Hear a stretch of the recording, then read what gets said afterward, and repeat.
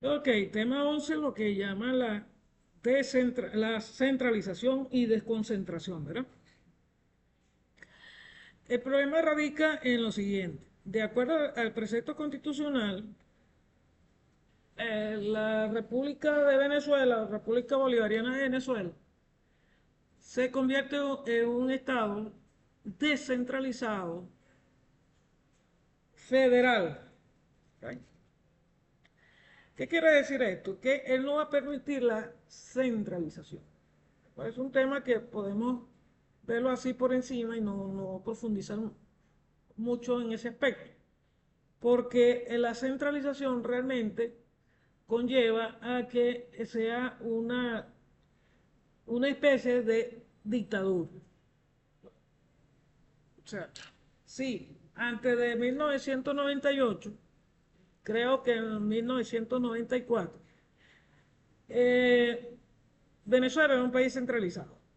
Las decisiones administrativas, ya sean gobernaciones, que eran lo más que se veía, estaban de acuerdo a la disposición del presidente de la República y de acuerdo a lo que él le presentara, si eran sus amigos, o aquel es este amigo de aquel, el amigo de aquel, y es amigo. Él proponía, fulano de tal va a ser el gobernador. Y ese gobernador proponía quién iba a ser su comandante policía, su prefecto, que era una de las autoridades locales que se podían manejar en ese efecto de la Constitución del 61. Porque ya nunca la reformaron hacia eso, hacia esa descentralización, sino a raíz de un organismo llamado la COPRE, que empezaron a descentralizar lo que es y desconcentrar el gobierno. ¿Cuándo empezamos a ver esos cambios? En el 98, 96, 98, que empezaron a surgir lo que vemos ahorita, las alcaldías. Antes no existía la, No, antes no existía el alcalde. el gobierno y la gobernación, listo, tomaban todas las Listo. decisiones. El gobierno central tomaba las decisiones y decía quién iba a ser su gobernador. Asignaba a dedo. Eso es centralización. Ok. Y eso lo permitía la Constitución. Hay historia pues, de esta centralización. Las elecciones norteamericanas en 1861, 1867 fueron centralizadas. Por eso partimos de ese principio de la centralización. Porque cuando se le preguntó al general Grant que iban a elecciones, él se sentó con su tren y planteó lo siguiente: si vamos a elecciones, volvemos a guerra.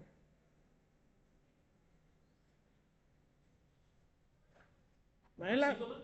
nada más. Porque el sur se iba a nuclear con el sur. Entonces, eh, pusieron a la palestra la centralización de las elecciones por colegio. Lo que vemos hoy en día, colegios. Los colegios van a tener una determinada cantidad de personas que iban a dirigir, y los colegios iban a tener, de acuerdo a la cantidad de población, iba a tener una cantidad de personas que eran el colegiado.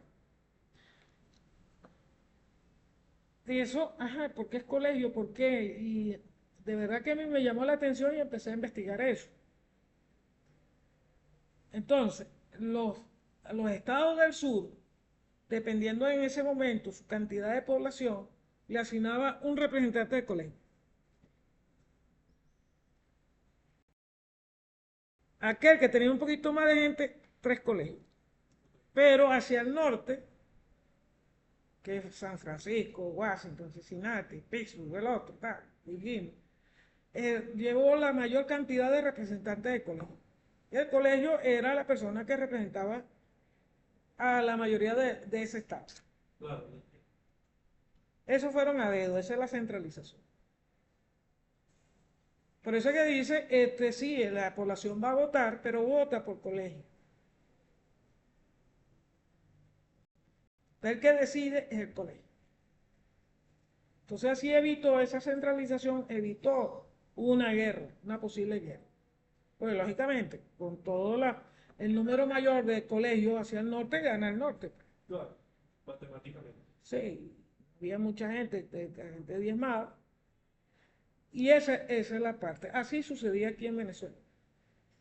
Y desde la independencia, pues, porque la centralización empezó hasta con la colonia. Pues. El rey decía, tú te vas de encargado de la provincia, porque ni éramos estado, no éramos era provincia. Una centralización. Simón Bolívar, aparte, bueno, se declara dictador en una centralización, pues coloca a sus gobernantes centralización, pues históricamente. Pero a raíz del 96, 98 del siglo XX, se empezaron a ver los cambios. Ya el ciudadano común podía votar por sus alcaldes, sus gobernadores,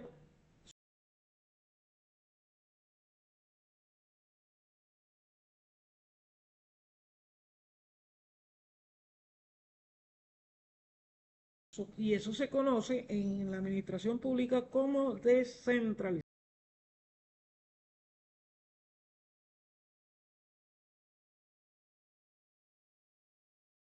administrativo, que están enlazados bajo una sola dirección, bajo una dirección, o un órgano central único, que puede ser jerarca de la administración, como estaba explicando, en este caso era el presidente.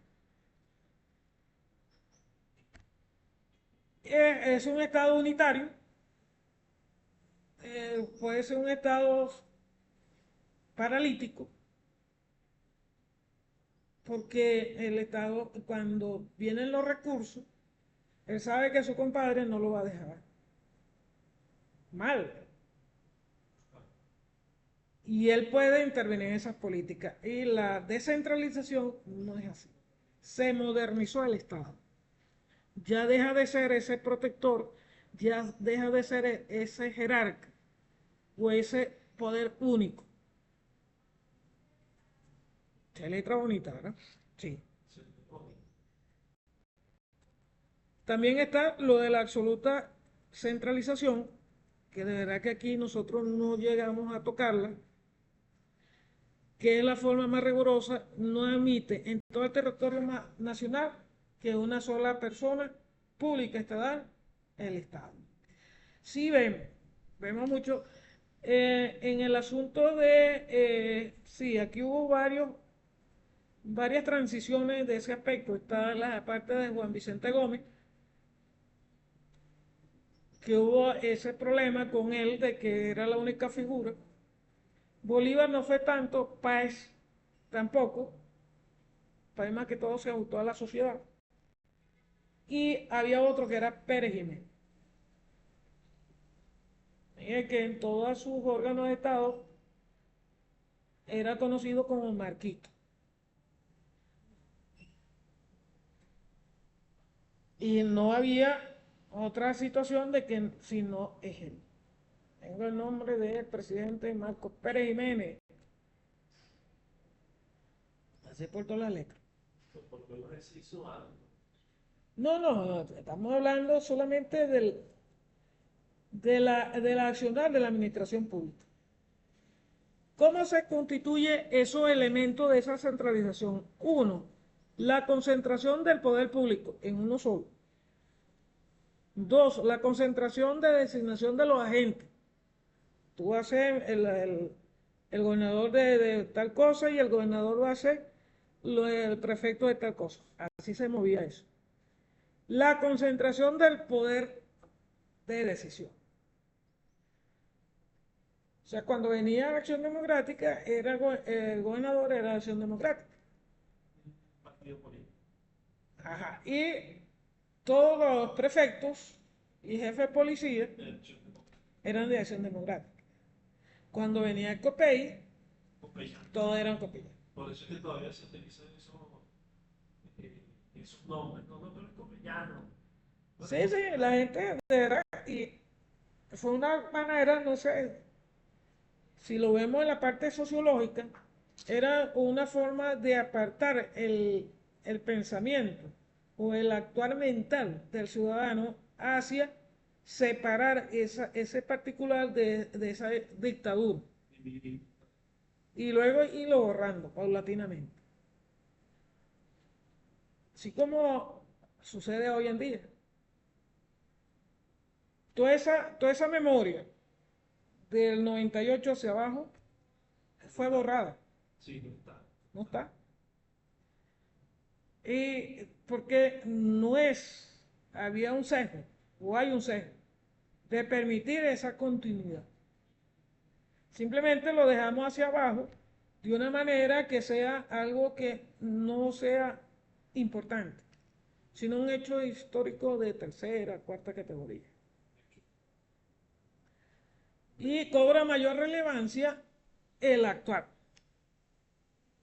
Porque viene El Salvador de la Patria en el 98 y tal, no sé qué cosa. Y ahí pintamos otra historia. Inclusive la de la colonia también ha sido desvirtuada. No han permitido esos currículos educacionales, permitir la realidad de investigación que pasó aquí en Venezuela en la colonia. No han sido capaces de determinar por qué asesinaron a José Antonio Sucre. ¿Por qué asesinaron a José Antonio Sucre? A ver qué saben ustedes. No, no, no sé. No te conocí. ¿Usted sabe quién es Antonio José? Venezuela. Dime, no sé. No, a José Antonio Sucre, es el municipio, ¿no? Sucre. Y él fue, O Páez, creo. Páez. no, él fue una de las manos derechas de Simón Bolívar, Ok. un teniente a los 16 años. Era hábil. Bastante, ¿no? Era un estratega. Era casi igual que Simón Bolívar en estrategia. Imagínate tú, fue el que derrotó a la gente en Bomboná, Pichincha, por allá, por Perú y Ecuador. Y lo matan en Berruecos. Y si también. Bueno, él estaba en Ecuador. Claro, las cartas de Bolívar dice que mataron al corazón de la patria, a ese líder. Y él como era Simón Bolívar, lo enerva a la enésima potencia, como el más brillante de todos sus generales. Pero hay una investigación de que por qué matan a José Antonio.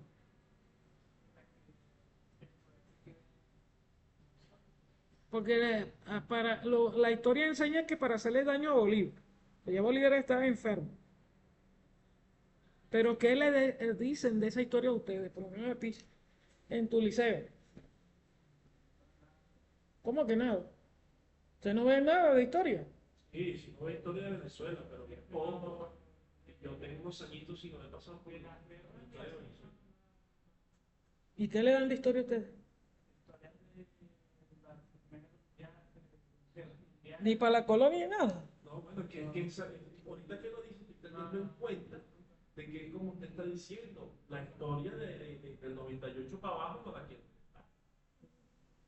Ahorita que usted lo está diciendo, usted está teniendo en cuenta nuestra historia como tal, no nos la cuentan. Hablamos de la colonia y del día de la independencia, y ya no es el día de la independencia, es el día de la raza, para reafirmar nuestros orígenes, pero esa historia sí es así tan profunda, ¿no? Ok, está Es bien. la verdad. Sí. Yo recibí yo fui uno de los primeros alumnos de las primeras escuelas bolivarianas de este país, que es la Intendencia y el San Martín. En el año 2000 fue la primera escuela bolivariana. Yo me metí ahí, a mí me inscribieron aquí. Y esa profundidad de conocimiento de la historia de Venezuela no nos daba. Lo que sí hicieron eran los comedores socialistas. Esos comedores siempre había mucha comida, mucha comida, ¿verdad? Eso sí, digamos que fue algo bonito de vivirlo, porque yo venía del 98, desde 4 o 5 años, y en la escuela no daban comida. Ah, Sí, aquí hubo una política porque yo estudié hace muchos años y había ciertas escuelas que sí daban los almuerzos. cierto. Ciertas, allá en mi pueblo. Y cuando entré a bachillerato, se procuró que la Escuela de Formación de Guardias Nacionales asistiera a los alumnos de ese liceo en el almuerzo. Es una labor, estaba mandando la cuarta. Ok, fíjese una cosa, ok, pero para terminar Sucre lo matan no porque era una cosa artera contra Bolívar.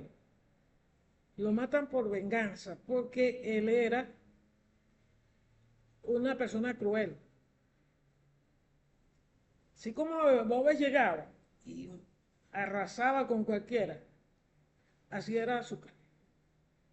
En esos pueblos de allá de Perú y Ecuador, él lo tenían sentenciado por eso, porque él llegaba y arrasaba con todo el mundo. Y ya lo conocían por la serie de asesinatos. Ahora, a otra de la historia, donde dice que había un general que era superior a Bolívar en estrategia,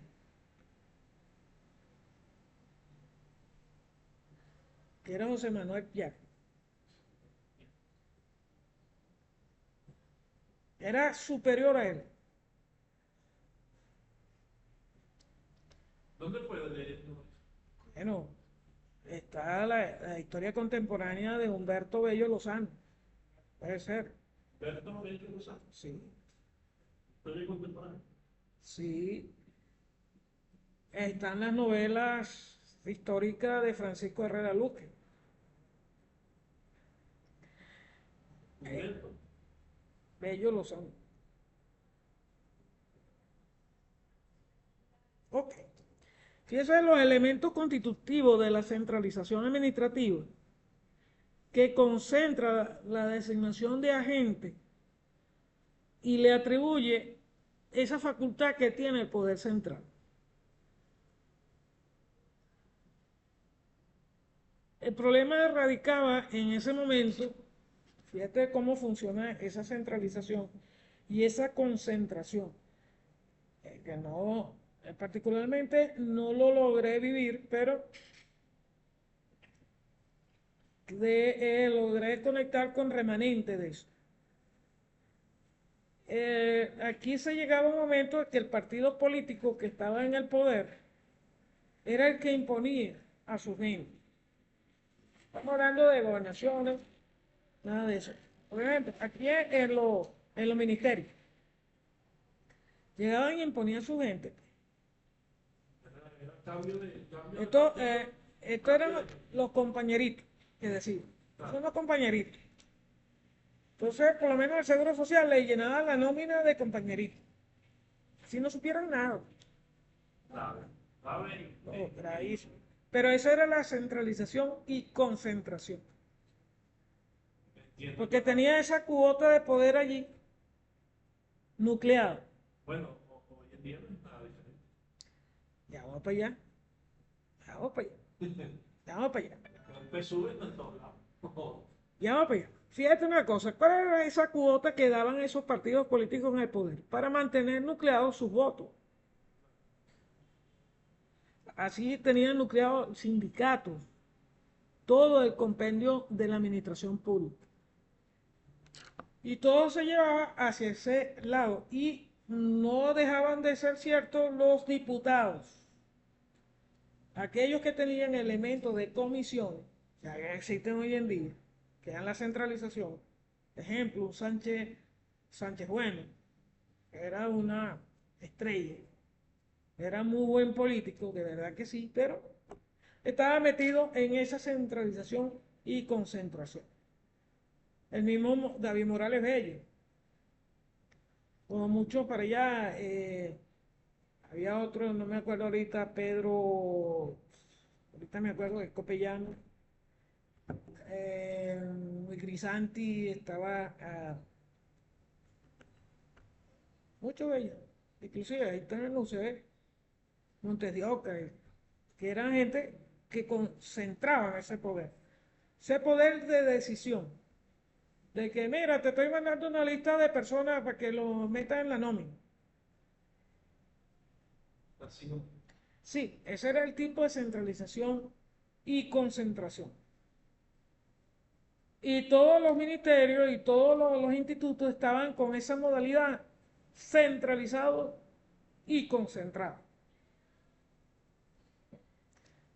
A partir del 96 se empezaron a ver los cambios porque ya era un estado que no se podía operar. Ya él tenía tanta carga que él no podía operar, él ya no daba, se convirtió en un elefante. Ya ya era inhumano lo que habían hecho. Empezaron los problemas sociales.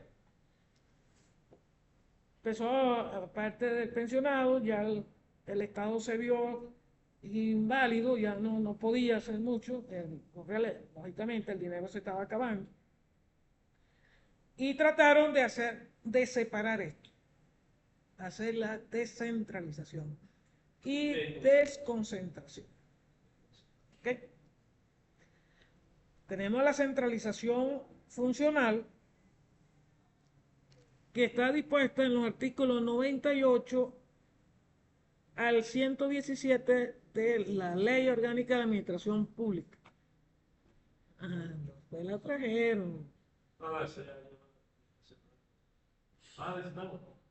No se la trajeron. No, no me la trajeron. Y entonces, ¿cómo vamos a hacer? Ok, vamos a buscarla aquí.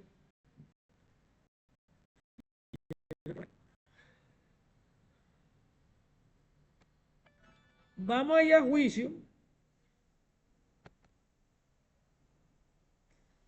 Estuve hablando con el profesor de Israelí. Creo que le está haciendo falta el Contralor General de la República. Creo que está haciendo falta el Procurador General de la República, porque vamos a juicio breve, que practica la administración pública, y vamos al patrimonial. ¿Ah? Ok. Entonces buscamos el artículo 98, ¿verdad? De la Ley Orgánica de la Administración Pública. Y no sé por qué no vinieron ellos.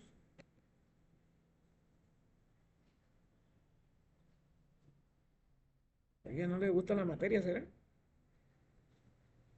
Descentralización funcional. Sí. 98 al 132. No, al 117. Estoy leyendo su guía. Ah, ya. Descentralización funcional. Para entender un poquito esto. Ya, vamos a ver. Yo empecé la carrera del doctorado en Derecho. Y ya tengo ya tareas. Sí. ¿Ah? Ese posgrado. Voy a hacer el tercer posgrado. Y él es un doctorado. Sí, bueno. Pero este doctorado en Derecho. Ok, dice. No, pero esta es la descentralización, lógicamente. De la descentralización funcional. No. Dígame.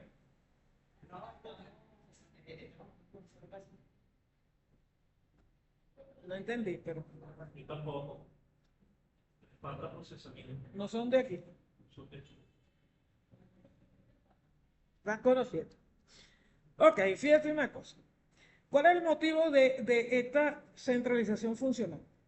A través de estos artículos que establecen que los institutos públicos Autónomos son personas jurídicas de derecho público de naturaleza fundacional, creada por ley nacional, estatal y ordenanza municipal, dotada de patrimonio propio con las competencias determinadas en esta. Ok, ahí empezamos a ver lo que es la descentralización propia,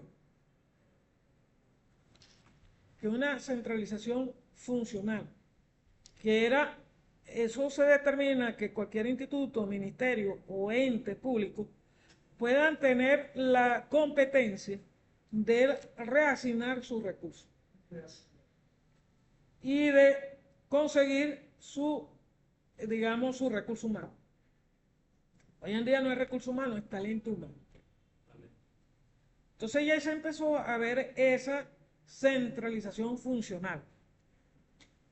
Por ejemplo, para ingresar a la policía metropolitana, estaba centralizada, tenía una centralización hacia la Guardia Nacional. ¿Tiene que ser Guardia Nacional? No. ¿O caer que es Guardia Nacional? Porque el mando de ella, de la Policía Metropolitana, estaba por orden del presidente concentrada en el comando de la Guardia Nacional. La entrada. Sí. El comandante de la Guardia Nacional, ok, listo. Y el comandante, a través de una orden presidencial, elegía o elige al comandante de la Policía Metropolitana. Viene siendo un par de ellos, sí. Listo. Esa es la centralización. Centrado y concentrado. Pero la centralización funcional, cuando llega este general director de Policía Metropolitana, va a requerir el personal. Y ya no está pidiendo permiso, ni concentrado, ni centralizado. Simplemente lo admite. Por eso es la centralización funcional.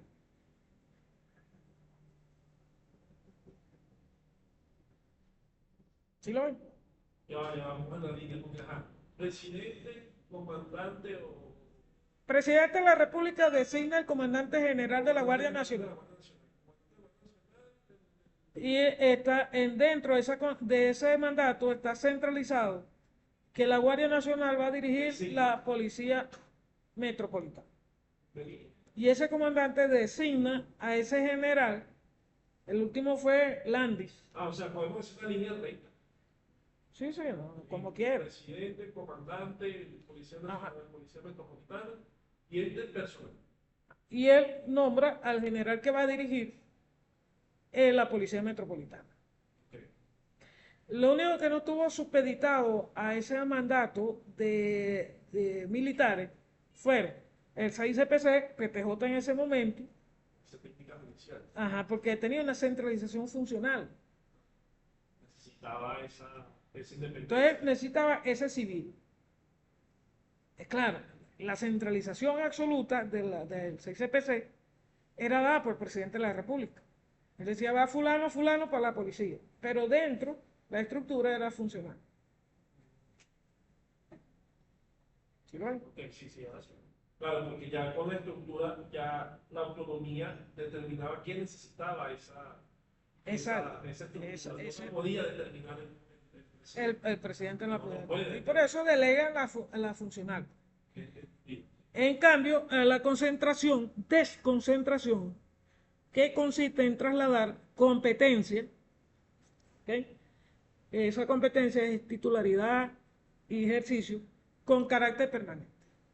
Es como poniendo de ejemplo el mismo 6CPC, que tiene varias divisiones. Sí. División de contrainteligencia, división de delito informático, división de vehículos, división de tránsito, cualquier cosa, división ¿cómo es?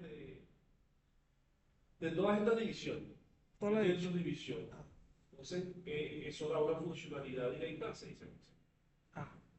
Pero dentro de esa centralización funcional está un desconcentrado, que es el Ministerio Público, que dirige la acción penal de esa policía. Ahí fue donde se fue configurando, ¿no? Sí. Fíjate que es un órgano dependiente del Ministerio de Relaciones Interiores, de Justicia y de Paz. pero dentro tiene un centralizado que no depende del Ministerio de Justicia, que es el poder del Ministerio Público, la Fiscalía. Poder ciudadano. No, ni siquiera él. Él está ahí, centralizado, dentro de ese cuerpo, que no tiene mandato el ministerio, Sí. tiene una autonomía. Y ellos le rinden al ministerio, pero ellos deben de rendirle al fiscal. Y el fiscal ordena en las particularidades para que el cuerpo se mueva. Ya la diligencia de investigación. Esa es la diligencia. Claro, bien. ¿Eh? Ahora sí hay una desconcentración. Eso es desconcentrado. Ahorita, pero ¿cómo funcionaba?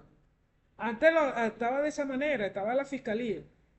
Por eso es que no se entendía esto, por eso es que se crea la centralización funcional. Porque sí, era un mandato del presidente, el presidente mandaba todo su parte jerárquica, decía, bueno, ¿quién el fiscal va a ser fulano de tal?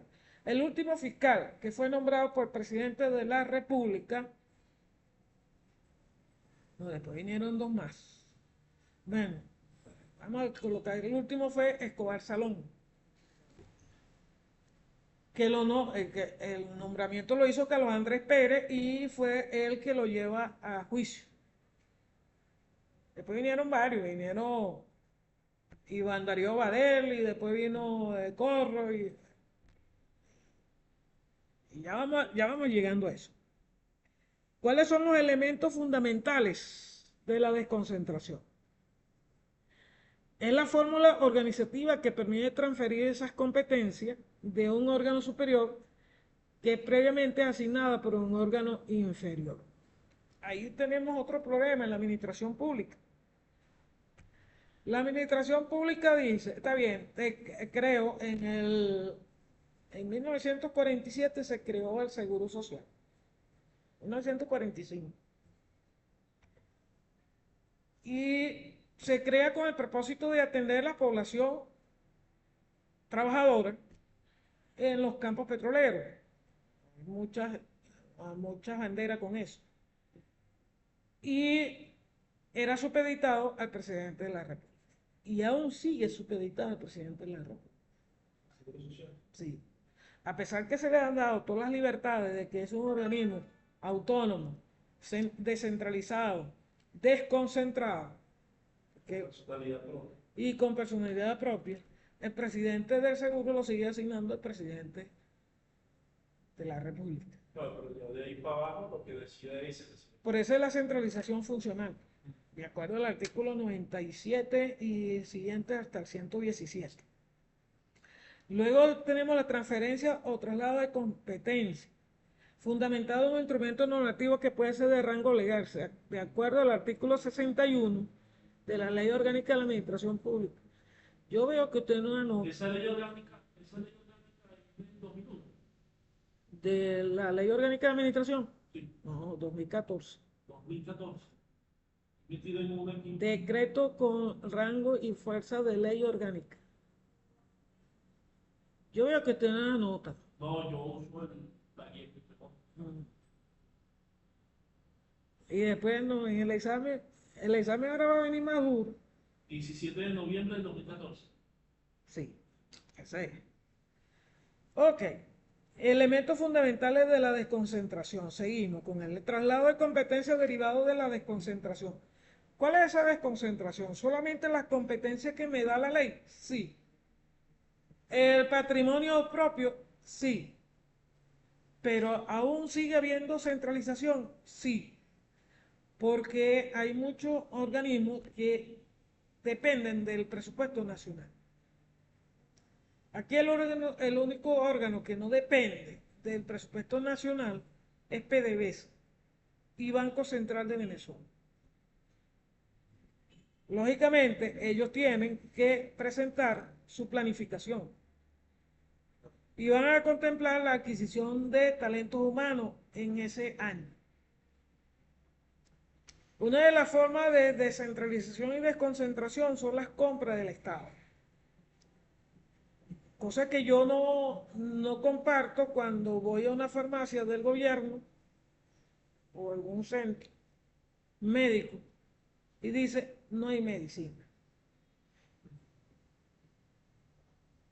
Porque no, ¿Qué piensan ustedes cuando le dicen no hay medicina? medicina porque no asignaron los recursos para la compra de medicina. Entonces, se supone que sí tiene los recursos. Ok. Y eso es una cosa. El Estado no puede hacer compras mensual. Para eso existe lo que llaman el POA, la planificación y organización y administración. Eso es el POA. O Eso se hace una vez en determinado mes, puede ser octubre o noviembre, para el año siguiente. que cura 1 o 2 años. Y ahí van a estar las debilidades, fortalezas de cada ente que esté haciendo eso. Ok, voy con la parte de salud. La parte de salud entra y he tenido la fortuna de estar en esas reuniones y estuve desafortunadamente en la primera reunión que hicieron los cubanos con el ministro, con el Seguro Social. Y ahí me di cuenta de todo el desastre que venía. Ah, lo pudo ver. ¿Sí lo vio? Si yo estoy en una reunión de negocio y estoy negociando mi parte, ambas partes tienen que colocar en la mesa Sus exigencias. sus credenciales, sus débitos y créditos. Yo te voy a dar esto, ¿qué me das? De la negociación. Fíjate, esa planificación y entonces empieza, si estás autorizado, Seguro Social, de hacer la compra de medicamentos de acuerdo a tu necesidad. A nivel nacional, estamos hablando. Ajá. Entra la comisión de compra a negociar con lo que ya el Estado, como Estado, ya acordó con la nación, o con la nación. Nación con nación. Eso lo vimos. ¿Ok? Sí, sí. Tú te sientas y de acuerdo a la planificación que yo tengo, yo voy a comprar medicamentos que me dure un año. Pero ahí entra una parte fáctica en la negociación, que es, ¿qué me ofrece? Si me ofrece medicamentos de un estándar de validez de 2 años para un año,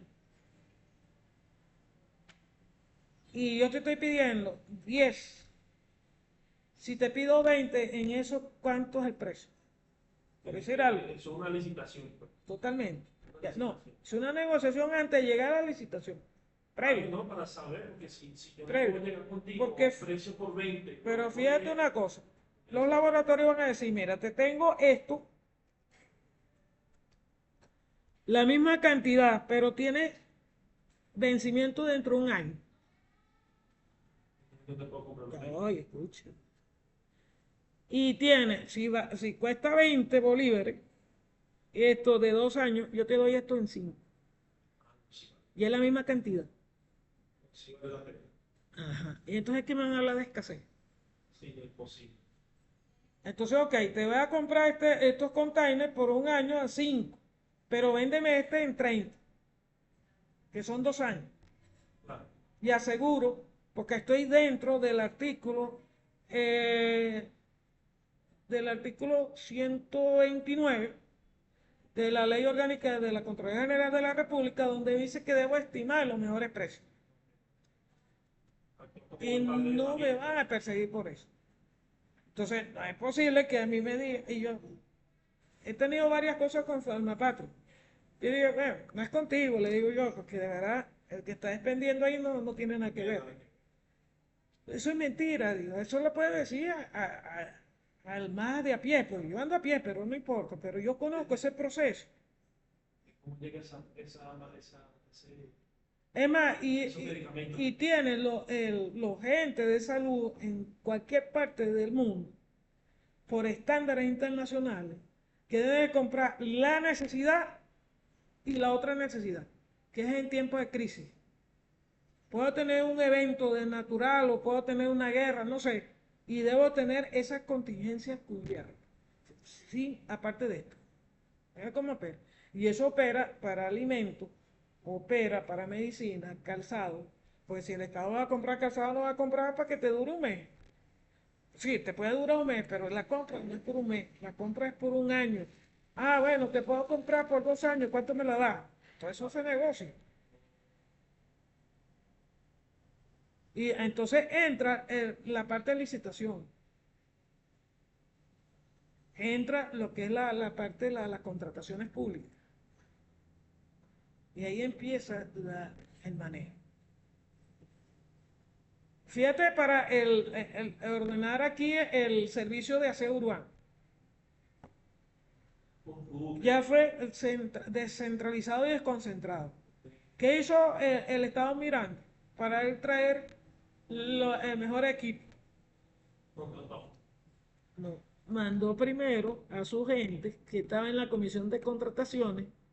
Una la mandó para Estados Unidos, otra para España y otra para Francia. Y buscar los mejores A precios. negociar los mejores precios. Y de las propuestas, compararlas entre los tres y decir, mira, ¿quién te le está proponiendo esto? Y ganó Coptécnica. La Cocotec. Y después entró Sofuca. Fíjate cómo se maneja la administración. Entonces, eso no lo dice nadie por fuera, porque tiene que estar adentro. Y de paso, conocer esos procesos. Porque yo los conocía, yo estaba en auditoría. Y todo lo que se movía en ese entorno, auditoría lo sabía. Y teníamos que estudiar en los casos para dar visto bueno de eso. Interesante. Sí, es un universo. La administración pública no es lo que vemos. Adentro es que eso se mueve, pero eso es un mundo aparte. Mal pagado, sí. ¿Hay elementos de personal muy buenos? Sí. ¿Hay malos? Sí. ¿Hay más malo que bueno? Hay más malo que bueno. Hoy en día. Oye, Pues la mayoría se ha ido. que no se puede vivir. No, se ha ido. Pues, o sea, por lo menos yo salgo de la administración pública porque ahí se convirtió desde el 2018 una marcha todos los días. Sí. O sea, no. ¿Cuándo voy a trabajar? No voy a trabajar más. Estoy ganando. Yo sin hacer nada no ando en la vida. De verdad que eso sí no lo hago. No me gusta. Tengo que hacer algo. Y salgo. Pues voy a Polisucre. Fui consultora ahí de Polisucre. Después me pasé para Protección Civil Sucre. Muy bueno. De verdad que es muy bueno. Una buena experiencia. Totalmente. Totalmente no me arrepiento, pero cuando uno empieza a ver los números y dice, acá, yo estoy cerca de una jubilación. ¿Cuánto me van a dar ustedes? 515 bolívares mensuales.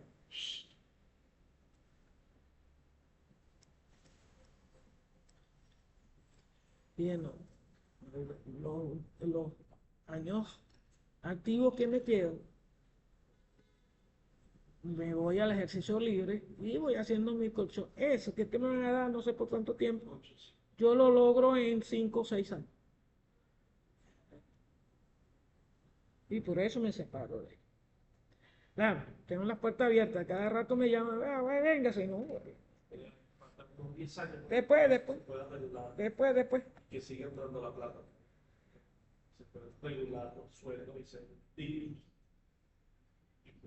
Claro, y el problema radica es, ahorita se arrancó la cuestión, está arrancando. No, por ejemplo, las empresas que estaban aquí en Venezuela, se fueron, están volviendo al petróleo y está llamando a su persona. Halliburton también, Schlumberger, todavía mantenemos un contrato con Schlumberger. Sí, pero no es así tan. Esperemos que regrese y nos tome en cuenta. Las navieras. Claro. Yo soy consultor jurídico de una naviera. ¿Usted sabe mucho de derecho ahí? Sí. y soy consultor de ellos. Ajá, todo diciembre se paró. Primero por la situación, bloqueo. Habíamos, Claro, sí, no. Bloqueo y los marítimo pocos los total. barcos que llegaron, bueno, da caso. Esa naviera hace entre agosto y noviembre 300 barcos de La carga, está parada. de carga. Y apenas se movieron 12.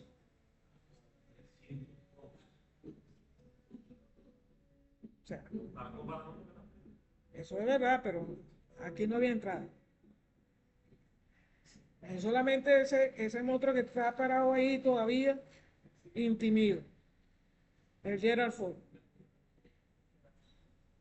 Se intimida. Está ahí, pues. Ahí sigue un ratito. Ahí está. Mucha gente dice, pero es que los gringos están pidiendo mucho dinero ahí. No, fíjense de eso. No, ellos no están No, pendientes. ellos pierden dinero si esa gente va a cuartel. Claro. ¿Tú crees que se está parado solo ahí nada más? No, ese está 10 noches en operación. 10 noches en operación. Suelta aviones, entra aviones. Suelta aviones y entra aviones. ¿Sabe Dios dónde van?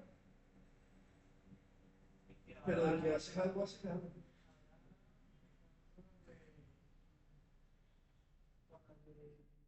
No, ah, dando todo el dinero. No sé qué pasa allí, pero no, si han matado un poco de gente. Era pobrecito. Entonces, uno tiene que estar alegre porque van a violentar la soberanía. Estás matando a tu gente, chavo. Si alguien tiene que hacer algo, que lo haga. Van a seguir matando a la gente para que no le violente la soberanía. Bueno, está bien. Ok, conociendo ese particular de la centralización, vamos a preguntar mucho sobre eso.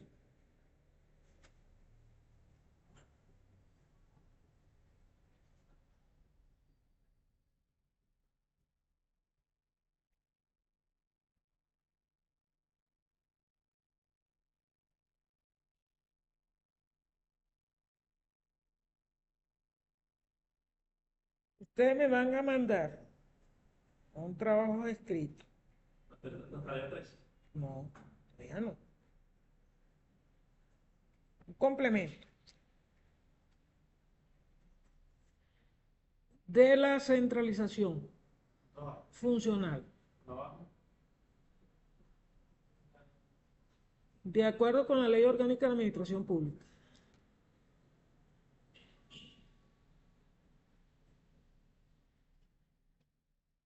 Descentralización funcional o centralización. Centralización funcional de acuerdo a la Ley Orgánica de la Administración Pública.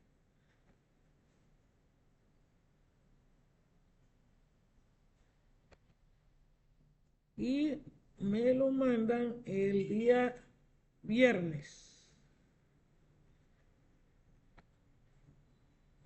Puede ser 3 hojas, un análisis. Sí, un análisis. ¿Ah? Sí, normas APA. 3, 4 hojas, para que no sea tan.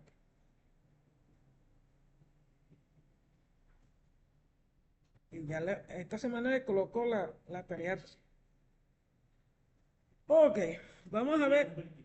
Sí, vamos a ver lo que es la descentralización. Como ya decimos en el artículo, eh,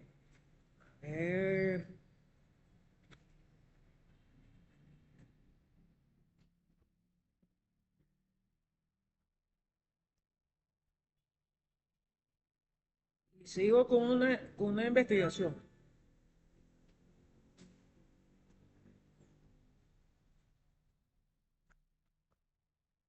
Yo sigo con la investigación de que por qué la constitución es el vértice. ¿Por qué la constitución es el vértice de la centralización funcional? No. O de la No, mi descentralización. pregunta es en la investigación, pues. No, no es eso. Para ustedes no. Me hago la pregunta a mí. Yo me pregunto, ¿Por qué la Constitución es el vértice de la pirámide de Kelsen? ¿Usted se lo pregunta? Sí, Claro, yo siempre he estado de acuerdo que debería ser la base. porque si es la base de todo, ¿verdad? Ok. Fíjese una cosa, la descentralización. Ya vimos la parte en la reseña histórica que la centralización es el particular del que decimos que empezó en el 96 al 98, que es con la elección de las alcaldías, de las gobernaciones, y empezaron a surgir diferentes partidos políticos.